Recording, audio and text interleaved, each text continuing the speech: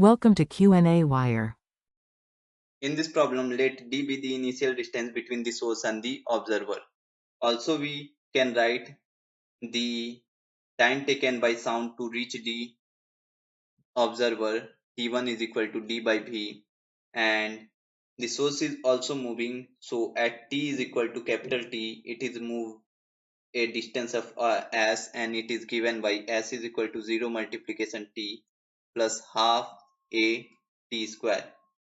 Time taken by pulse to reach the observer, t dash is equal to d minus half a t square, d minus half a t square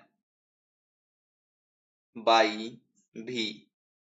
On further simplification, the time difference del t between the pulse is equal to t plus d minus 1 by 2 a t square by v minus d by v, which is equal to t minus a t square by 2b. Replacing the value of u by 1 by t, I can write the expression as 1 by del t is equal to 2u v square by 2u v minus a as the answer.